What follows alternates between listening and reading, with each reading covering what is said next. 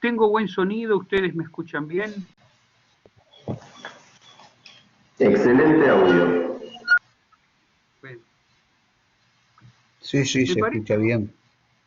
Bien, me parece empezar diciendo que la encíclica Laudato Si, que es la única encíclica de nuestro Papa Francisco, que es una encíclica social, comienza por lo que nosotros conocemos como Cántico de las Criaturas, de San Francisco de Asís, que es la primera obra literaria en lengua romance, en lengua italiana, en el italiano como hoy lo conocemos, y no en latín.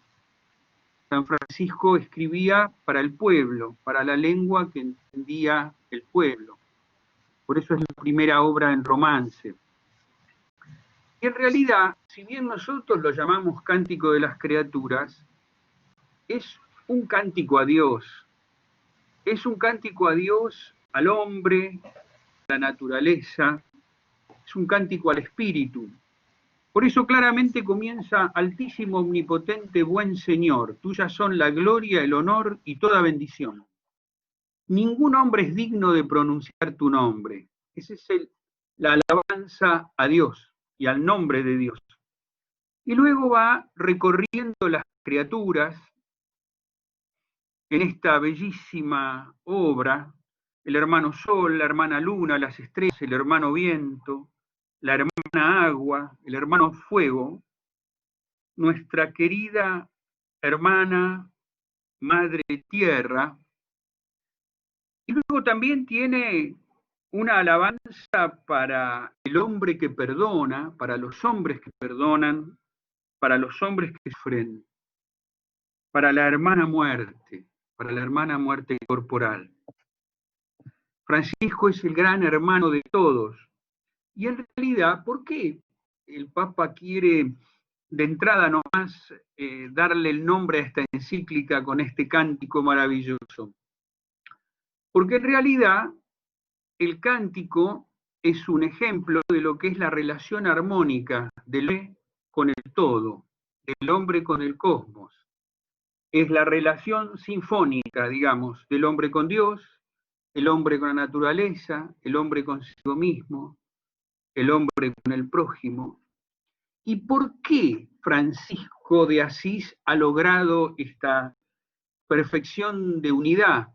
Nosotros podemos ver en la Basílica Superior, en los frescos de Giotto, entre otras magníficas pinturas donde está toda la vida de Francisco, digamos, podemos ver cómo habla con los pájaros, por qué esa facilidad de Francisco de comunicarse con todos los hermanitos pequeños, porque Francisco se hizo pobre.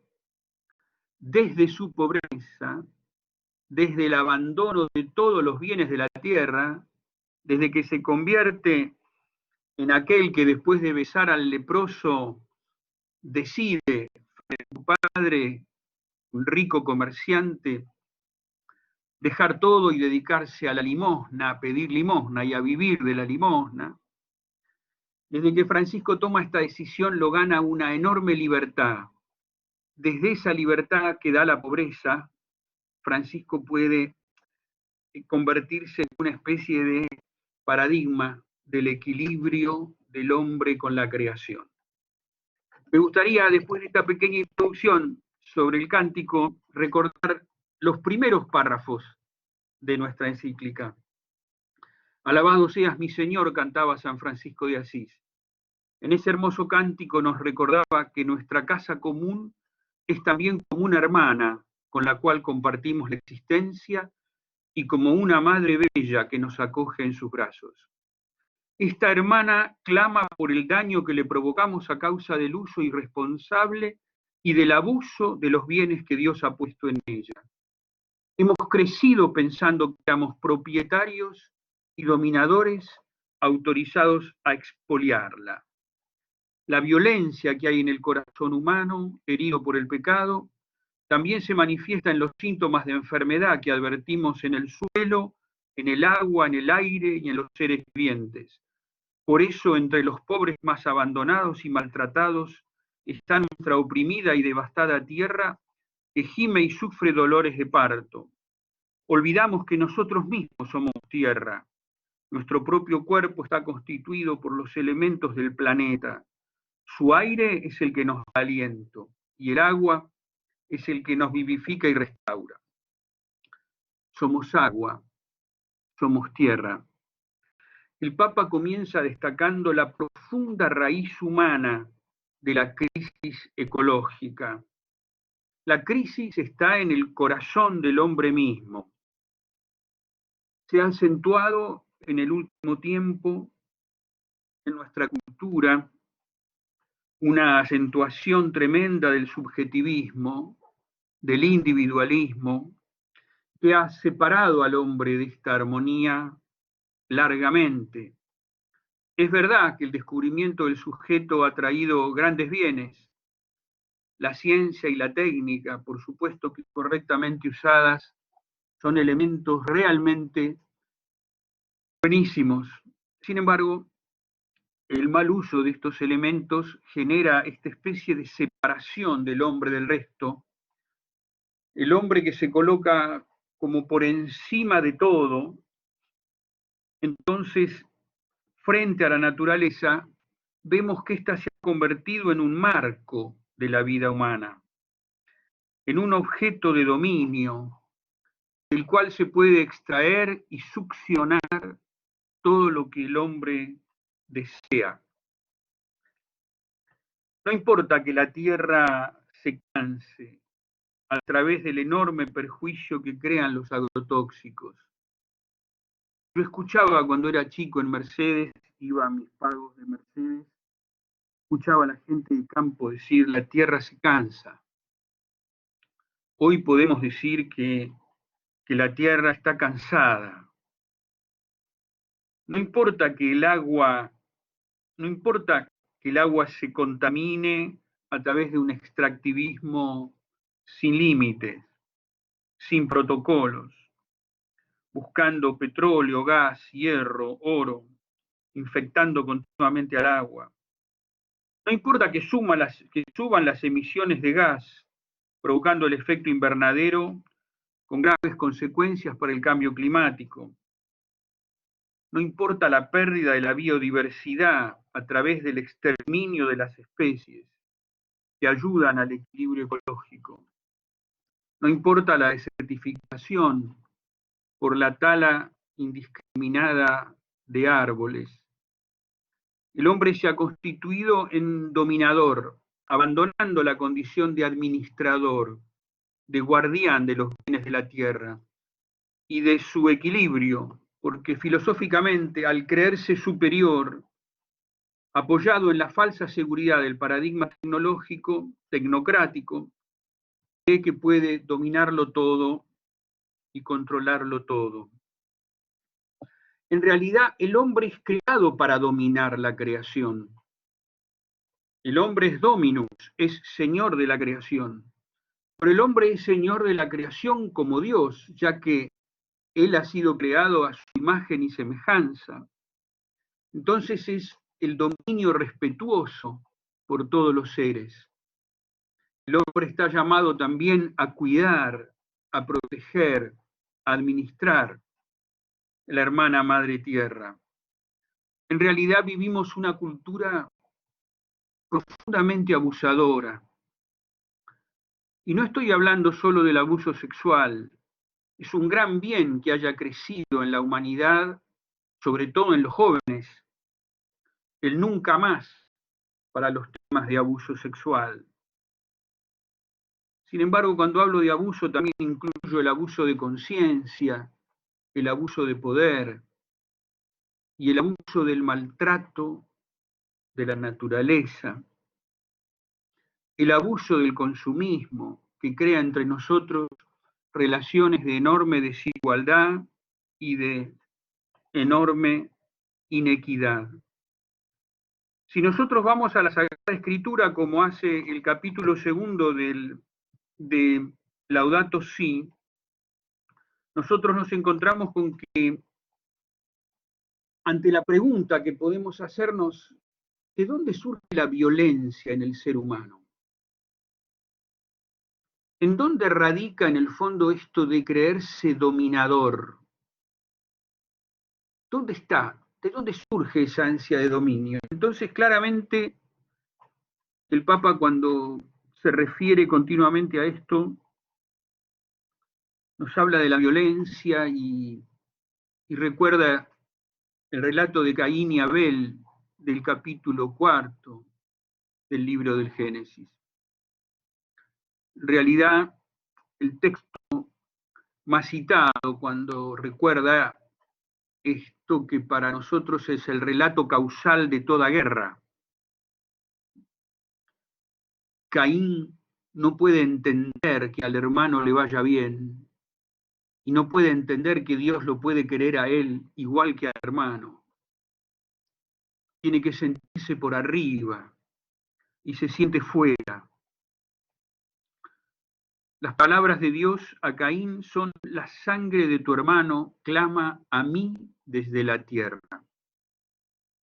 Y aquí aparecen unidos el clamor de la tierra y el clamor del pobre asesinado. Están juntos, como a lo largo de toda la encíclica, ya que todo está conectado, estarán juntos el dolor de la tierra, el grito de la tierra por el maltrato que le ha sometido el hombre a causa del abuso, y por otro lado, el grito del pobre que necesariamente tenemos que oír y tenemos que escuchar como entrelazado al grito de la tierra. La sangre de tu hermano clama a mí desde la tierra.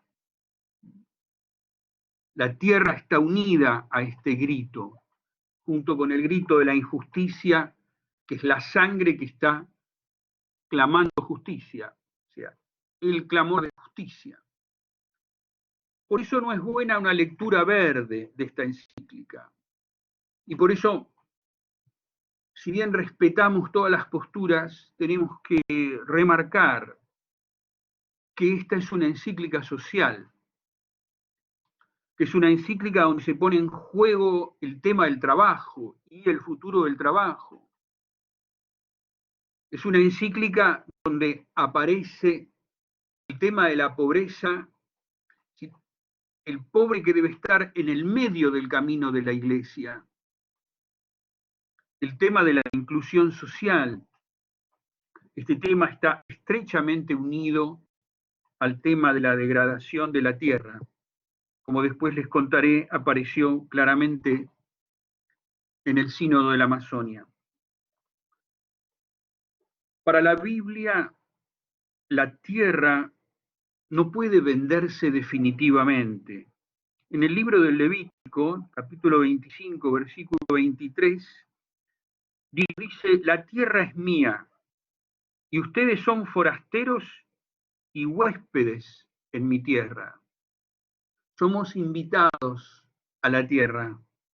Es decir, la tierra, el ambiente, digamos, ahora hablamos de medio ambiente, se sitúa en la lógica de la recepción, es un don, es un préstamo que cada generación recibe y debe transmitir a la generación siguiente. Esto pone en crisis el sentido mismo de nuestro paso por la tierra, ya que está en juego nuestra propia dignidad. ¿Qué le vamos a dejar a las futuras generaciones?, se pregunta Francisco, el Papa. ¿Dejaremos a las futuras generaciones escombros, desierto y suciedad? Y aquí aparece el tema de la justicia intergeneracional. ¿Vamos a vivir nosotros, los viejos, asegurando que tenemos lo indispensable? ¿Crearemos una sociedad de muy poquitos hijos para poder disfrutar lo último que queda de este festín? ¿Viviremos de esta manera, olvidándonos de lo que estamos dejando hacia los demás? ¿Qué sentido de responsabilidad tenemos como generación, como sociedad? En el libro del Levítico también aparece con claridad esta conciencia social de tener en cuenta en la cosecha al pobre y al forastero, separando siempre algo para ellos. El respeto por la tierra que se expresa para la legislación mosaica en el año sabático, en el cual la tierra descansa, vemos que también en el descanso semanal, cuando aparece la alianza y los mandamientos en el libro del Éxodo, también descansa la tierra y también descansan los animales, descansan el buey y el asno. Eso aparece claramente en la formulación de la sabiduría del día de descanso dominical. Visto esto, el Papa ha convocado a un sínodo para poder desarrollar en un territorio concreto, en una región privilegiada del planeta, considerada el gran pulmón del mundo junto con la cuenca del Congo, una ecología integral, que es lo que él va a proponer, que tiene resonancias sociales, culturales, ecológicas. Una ecología integral para superar esta fenomenal crisis humana y planetaria. Es buscar aplicar los principios de la encíclica en esta realidad concreta y que esto pueda encontrar un eco en el mundo de hoy. Yo fui invitado junto con Monseñor Ángel Macín, obispo de Reconquista, a este sínodo. El río Amazonas, fuente de vida, en realidad une un enorme territorio que se extiende a lo largo de 8 millones de kilómetros cuadrados. El río contiene un reservorio del 20% de agua dulce del mundo. Los bosques cubren 5 millones de kilómetros cuadrados y es el 40% del área tropical global. La sobreabundancia natural de agua, calor y humedad hace que los ecosistemas alberguen entre el 10 y el 15% de la biodiversidad terrestre y almacenen de 150 a 200 mil millones de toneladas de carbono por año. Por esto decimos, es un verdadero pulmón del mundo. A través del reciclado de la humedad, los ciclos del agua, de la energía y del carbono son equilibrados a nivel planetario. Uno de los ejes fundamentales de la encíclica es esto mismo. Todo está conectado. Pero en mi experiencia de haber participado de este sínodo, me deja estas conclusiones que quiero compartir con ustedes. En primer lugar, esta belleza que es el Amazonas, lo que está en su camino, este poderoso caudal de agua que genera y ha generado tantos bienes a la humanidad y a todos los ecosistemas, es una belleza herida, una belleza deformada. Recuerdo ustedes saben que al sínodo concurrieron 30 hermanos y hermanas pertenecientes a las naciones originarias, y recuerdo que habló una mujer contando cómo una comunidad tuvo que decidir una migración, son las migraciones forzadas, cuando comprobaron que el agua ya estaba contaminada. Y antes de comprobar la muerte de los peces, y antes de comprobar todo lo que genera la contaminación del agua, se dieron cuenta porque en la medicina tradicional ellos veían que las hierbas que naturalmente aplicaban ancestral, son sabidurías ancestrales para la curación, habían perdido su fuerza. Entonces se dieron cuenta de que algo pasaba con el agua. El tema social de las migraciones forzadas es tremendo. Ustedes imagínense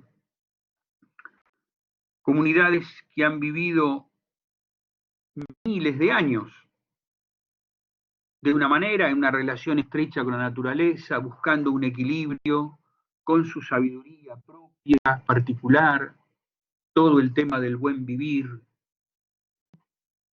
que practican, digamos, los pueblos originarios. Imagínense ustedes estos hermanos y hermanas nuestros teniendo que migrar a nuestras ciudades, porque ya no se puede vivir, porque los campos se queman para sembrar soja, la temperatura del planeta sigue subiendo,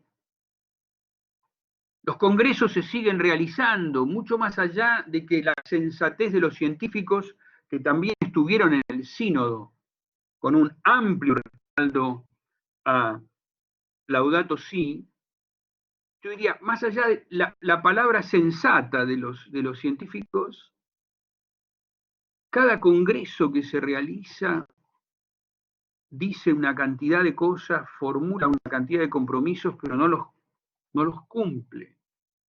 Como si la humanidad hubiera hecho como oídos sordos a poder sentarnos de verdad y plantearnos lo que estamos haciendo con el planeta. Cuando estos pueblos comienzan a llegar a las ciudades brasileras, colombianas, venezolanas, peruanas, bolivianas, su territorio está surcado por el Amazonas, aunque el Brasil tiene el 67% del Amazonas. En los otros países también es muy importante, en Ecuador también es muy importante. Bueno, ustedes imagínense la migración a las ciudades, la migración de las comunidades indígenas a las ciudades. La falta total de adaptación, además la falta total de paradigmas de hospitalidad, de recepción, para culturas que están lejísimos de los paradigmas con los que nos movemos nosotros. Y aquí aparece la droga, la prostitución, la trata de personas, la descripción de todos estos males en el sínodo, el modo de tratar a los migrantes realmente tremenda. Fue una de las cosas más impresionantes del sínodo de la Amazonia. Y los relatos de los que participaban de las comunidades indígenas también fue algo impresionante. Bueno, el Papa Francisco dice que nosotros estamos frente a un problema cultural y que es necesario empezar a hacer contracultura en muchísimos aspectos. La conversión ecológica, la conversión pastoral, la conversión social, la conversión integral, tiene que conllevar necesariamente cambios profundos en nuestros estilos de vida, en nuestros hábitos de consumo. Entonces, ¿cómo ponernos a pensar en un cambio, pero que vaya como a lo profundo del corazón humano, para empezar a generar actitudes concretas que nos pongan en marcha hacia este cambio? Tenemos como buena noticia la sensibilidad de los jóvenes frente a algunos de los problemas que estamos planteando. Tenemos que pensar seriamente en una pedagogía nueva. Y Francisco plantea el paradigma del cuidado frente al paradigma tecnocrático. ¿Cómo avanzar en la cultura del cuidado? Yo pienso con toda sinceridad que tenemos que buscar una espiritualidad que fundamente esta cultura del cuidado. Que tenemos que trabajar en todos los órdenes formativos, en nuestras escuelas, en nuestro mismo modo de vivir, irnos planteando cosas concretas para poder cambiar. Si queremos iniciar un proceso contracultural que contraste este paradigma tecnocrático con el paradigma del cuidado, que nos forme con una mirada y un pensamiento distinto, capaz de implementar políticas y programas que lleguen a transformarse en estilos de vida, que toquen cosas muy concretas, como decíamos recién, los hábitos de consumo. Tenemos que pensar seriamente en una nueva espiritualidad, en una nueva mística, diría yo. Esta espiritualidad nos ayudará a discernir en qué lugar tenemos que situarnos para escuchar con claridad el grito de la tierra y el grito del pobre. En la encíclica están conectados íntimamente.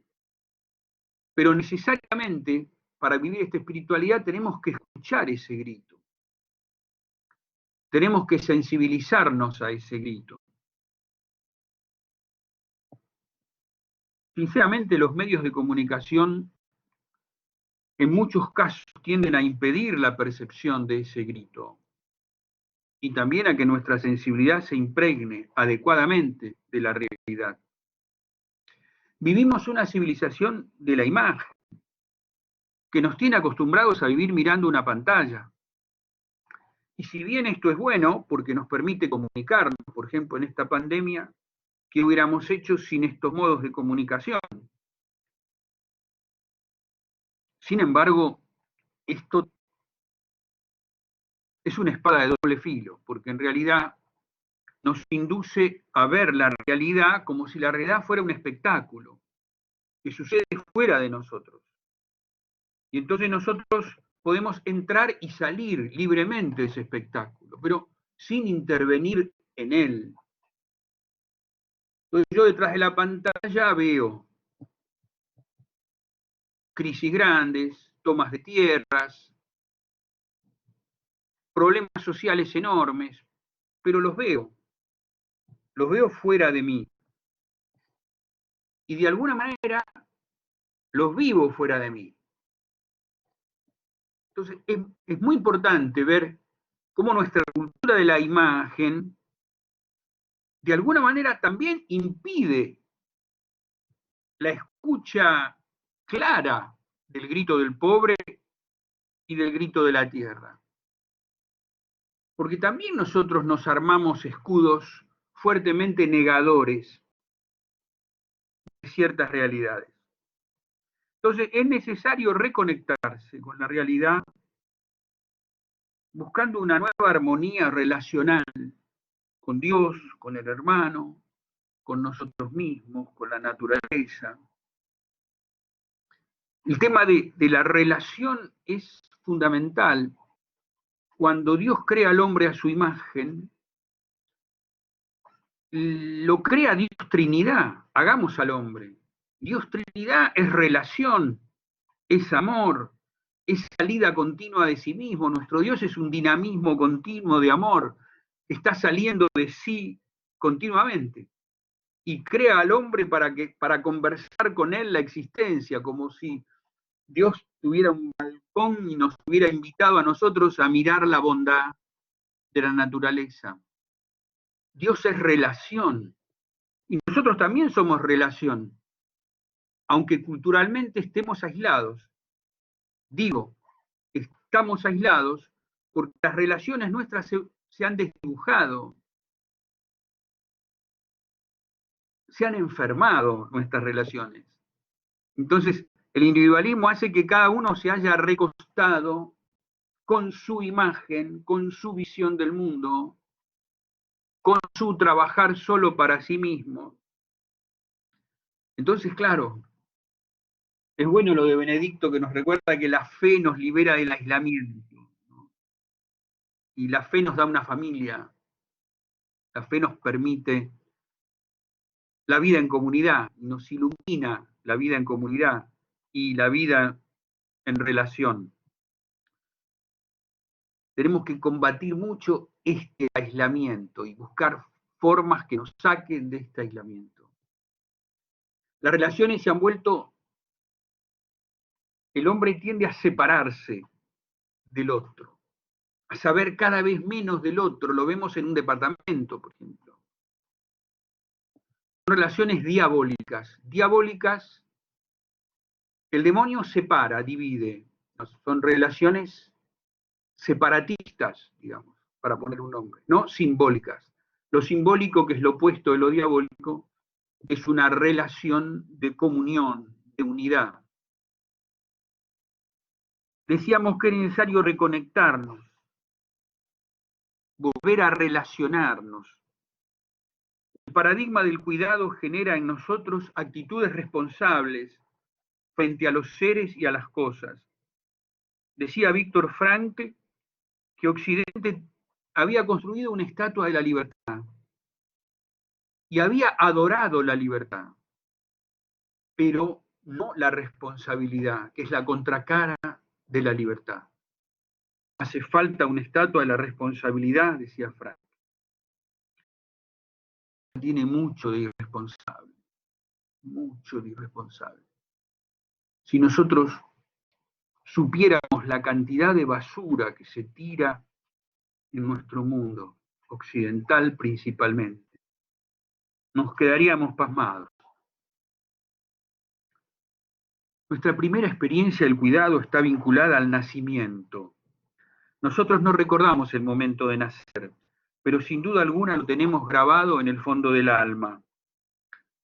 Hemos salido de un espacio cálido, cómodo, placentero, donde estábamos nadando en el vientre de nuestra madre, y de pronto entramos en contacto con el oxígeno, con la luz, que son como elementos hostiles, y esto nos cuesta enormemente porque estamos solitos por primera vez, fuera de mamá. Se corta el cordón umbilical y ahí estamos nosotros, todos, arrojados a la existencia, llorando, porque todos nacemos llorando. Ese shock tremendo del nacimiento, del que no nos acordamos, pero que lo tenemos, fue compensado, digamos, por el... Empezamos a escuchar palabras, sonidos que no entendemos lo que nos quieren decir, que son como una música, pero qué bueno que nos hayan querido decir: sos bienvenido a la existencia, tenés un lugar en el banquete de la vida, te estábamos esperando.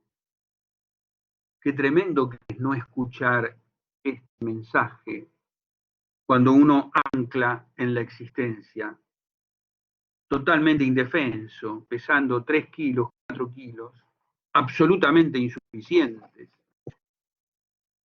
Nadie podría decir que ese pedacito de persona se pueda convertir algún día en creyéndose autosuficiente.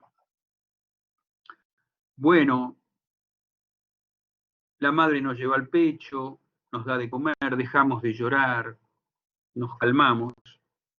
Es hermoso ver a una criatura vivir esta experiencia. Es nuestra. Es nuestra primera experiencia de cuidado, nuestra más profunda experiencia de cuidado. Madre que nos lleva al pecho, que nos consuela, que nos cuida, que nos habla, que nos ama, después de haber tenido esta experiencia del llanto y de la soledad y del desamparo. Si nosotros pudiéramos trasladar esta experiencia de cuidado que hemos recibido todos a los hermanos y a las hermanas, si nosotros pudiéramos traducir cómo hemos recibido el cuidado y poder proyectar a la comunidad, a los hermanos, esta profunda experiencia humana que nosotros hemos vivido y que condiciona toda nuestra vida. Pero la historia del pecado en nuestra vida nos ha hecho construir murallas defensivas que nos aíslan de los demás y nos colocan en un continuo recelo frente a los demás seres humanos. Y así nos hemos ido refugiando en este individualismo que contradice nuestra misma vocación humana. ¿A través de qué medios podemos rescatar esta experiencia del cuidado y cómo podemos hacerla emerger en nuestro corazón? A mi modo de ver, el corazón humano se conmueve si encuentra en el otro un reflejo de sí mismo. Y esto sucede en la parábola del buen samaritano. El buen samaritano, cuando se detiene en el camino frente al hombre caído, se ve a sí mismo. Yo fui ese, o yo seré ese, sin duda. Ese es otro yo. A mí me pasa lo mismo, o me puede pasar, o me pasó. Es una imagen de mí mismo. Por eso se detuvo, descendió de la cabalgadura, se acercó, lo curó y se hizo cargo de él hasta llevarlo a una posada. Desarrolló un vínculo con él y a partir de ese vínculo cambiaron los dos. Recordó su experiencia del cuidado y quiso poner en práctica eso que lo había aprendido naturalmente porque está en su corazón y en su vida. No lo aprendió académicamente.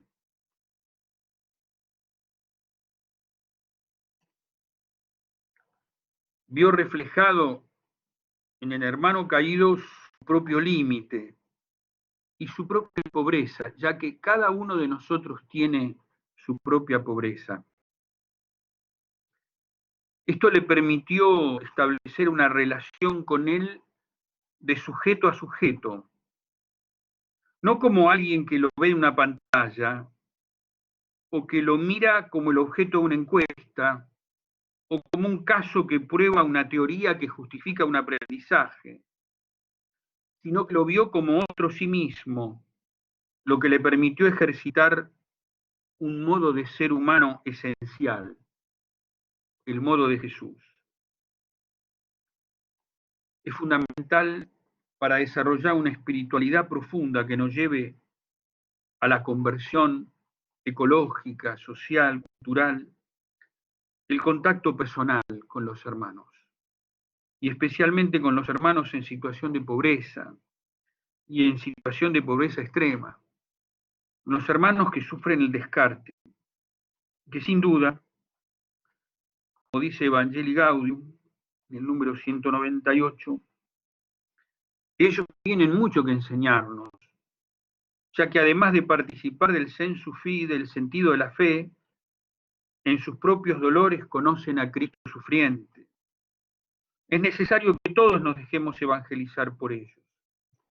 La nueva evangelización es una invitación a reconocer la fuerza salvífica de sus vidas y a ponerlos en el centro del camino de la Iglesia. Esto era lo que les quería transmitir en esta diplomatura, mi aporte en esta diplomatura, y deseo de todo corazón que podamos trabajar para ahondar en esta maravillosa encíclica que nos coloca en un contacto directo con la realidad y dispuestos a pensar cómo podemos juntos ponerla en práctica.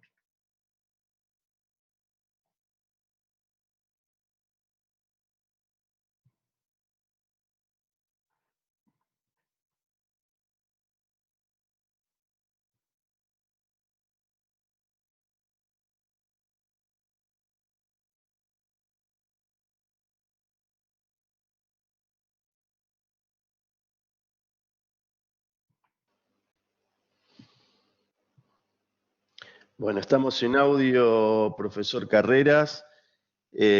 Aprovechamos este momento para agradecer las palabras, la presencia en nombre de la universidad. También me atrevo a hacerlo en nombre del obispado de la diócesis de Morón.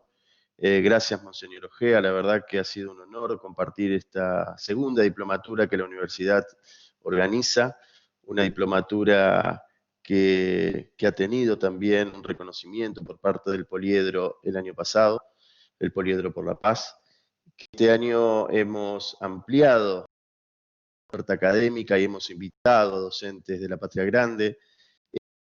El próximo en estas conferencias abiertas, el próximo sábado 19 de septiembre, y aprovechamos para hacer una invitación a todos los concurrentes, 19 de septiembre, 10:30 de la mañana, en este mismo link, en esta misma sala de conferencia, vamos a contar con la presencia del secretario de la red eclesial panamazónica, una red que viene trabajando desde hace muchísimos años, acercando la realidad de la región panamazónica y que tiene como fin la defensa y la protección de los derechos humanos en toda esa región, esa diversidad cultural que convive en esa naturaleza que creo que hoy estamos todos en este encuentro tratando de reconocer, visibilizar y con este gran documento, esta gran exhortación, creo que vamos a poder, en este ciclo de esta nueva licenciatura, poder conocer en profundidad.